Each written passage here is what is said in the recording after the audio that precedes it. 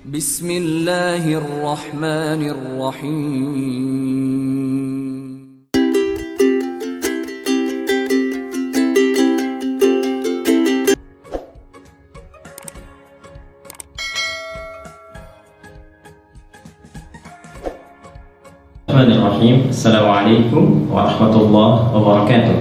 Alhamdulillah wassalatu wassalamu ala Rasulillah wa ala alihi wa sahbihi wa man walah wa ba'd.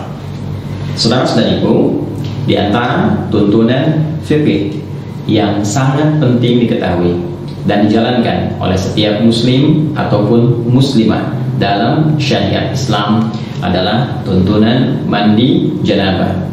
Mandi besar yang dilakukan baik oleh lelaki ataupun perempuan yang telah mengalami mimpi tertentu atau telah berlangsungnya hubungan seksual suami istri secara legal atau hal-hal yang sejenis dengannya.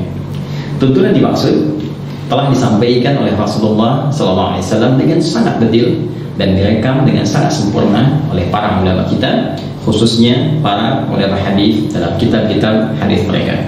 Di antara sekian kitab itu, bersama kita saat ini ada kitab Imam Muslim dikenal dengan Sahih Muslim. Jika Anda memasuki kitab yang ketiga, yaitu Kitabul Haid, ya, di bab yang ke-9, bab Sifatul Ghuslil Janabah, bab tentang tata cara mandi janabah. Anda akan temukan di sini di nomor hadis 316, 317, ya, dan selanjutnya bagaimana Sayyidah Aisyah radhiyallahu taala anha memberikan contoh gambaran seperti yang disaksikan dari perbuatan Nabi sallallahu alaihi wasallam, yang dengan itu memberi petunjuk pada kita bagaimana cara mengerjakan mandi janabah dimaksud. Saya bacakan sejenak, kemudian kita akan praktekkan langsung, ya, dari lokasi kamar mandi tertentu supaya lebih paham apa yang akan coba kita lakukan. Saya akan bacakan satu hadis dulu, ya, ke rawi terakhirnya saja. Qala an Aisyah radhiyallahu taala anha qalat, hadis ini diperoleh dari Sayyidah Aisyah ummul mukminin, semoga Allah meridai kepada beliau. Beliau menyampaikan, kana Rasulullah sallallahu alaihi wasallam, adalah Rasulullah sallallahu alaihi wasallam, idza ightasala minal janabati, apabila beliau melakukan mandi janabah, mandi besar, yabda'u fayaghsilu yadayhi, maka beliau akan memulai dengan mencuci kedua telapak tangannya dulu, dibersihkan dulu telapak tangannya. Kemudian thumma yufrigu bi yaminihi 'ala shimalihi fayaghsilu farjahu. Setelah itu beliau kemudian menuangkan dengan tangan kanannya ke tangan kirinya, ya, sejumlah kadar air tertentu. Kalau bisa kita gunakan misalnya pakai gayung, ya, atau kita bisa gunakan dari keran untuk mengambil, ya, kemudian dialirkan ke tangan kiri untuk membersihkan pertama bagian kemaluannya terlebih dahulu. Setelah itu thumma yatawadda wudu'ahu lis-shalah, kemudian beliau menunaikan wudu seperti wudu untuk menunaikan salat, ya, jadi dari membersihkan telapak tangan keduanya, menuangkan dari tangan kanan air ke bagian tangan kiri dan membasuh atau membersihkan kemaluan, kemudian berwudu seperti halnya wudu salat. Tsumma ya'khudul ma'a fayudkhilu asabi'ahu fi usul asy-sya'ri, kemudian beliau mengambil air, ya, lalu dengan air itu beliau menyela-nyela, ya, di bagian rambut ke kepalanya sehingga meresapkan air kepada bagian kepala secara merata. Lalu kita lanjutkan. Jadi mohon izin saya nggak pakai kacamata, ya, jadi saya menyesuaikan. Bismillah.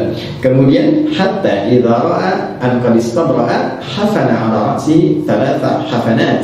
Kemudian ketika beliau sudah merasakan, jadi sudah mulai merata dengan baik, ya, baru diserapkan, ya, dialirkan secara merata dengan jemarinya. Setelah itu baru kemudian dibasuhkan, ya, 3 kali basuhan disiram, ya, ke kepala itu sehingga menyerap dengan sempurna ke bagian pori-pori dan ke seluruh bagian kepalanya. Setelah itu thumma afadha 'ala sa'iri jasadihi thumma ghasala rijlaihi, lalu menyempurnakan untuk membasuh seluruh tubuhnya dari kanannya, kirinya secara sempurna keseluruhannya, baru kemudian di akhir membasuh kedua kakinya. Nah, ini nanti ada yang menarik ya sebelum kita praktekkan teman-teman sekalian. Jadi pun ada di Al-Bukhari, di sini disebutkan nomor hadis 248, 262, juga nomor hadis 272. Nah, ada yang sangat menarik teman-teman sekalian, saat beliau mempraktekkan tata cara mandi janabah ini dalam perihal wudu. Jadi yang hadis pertama menerangkan kepada kita, dalam wudu ini dilakukan seperti halnya sholat, tapi membasuh kakinya diakhirkan. Ya, membasuh kakinya diakhirkan. Jadi setelah kemudian tuntas keseluruhan, ya, kemudian sampai dari kumur-kumur, ya, setelah itu istinsyaq wajah, tangan sampai siku, kemudian kepala, kemudian telinga. Nah, ini kaki nggak dibasuh dulu. Ini hadis bagian pertama. Jadi setelah nanti yang tadi selesai habis, baru terakhir nanti pindah tempat untuk bisa membersihkan kaki, ya, bagian terakhir. Nah, kemudian adapun hadis yang keduanya itu menyempurnakan keseluruhannya dalam wudhu, jadi sampai dengan kaki, baru kemudian bisa dilakukan seperti yang tadi, sela-sela, guyur kepala, kemudian sampai dengan selesai dan tuntas. Dan dua-duanya nggak ada persoalan, tinggal pilih mana yang paling mudah untuk dilakukan. Hanya tipis saja perbedaan untuk membasuh kaki dalam perihal wudhunya, apakah diakhirkan atau diawalkan.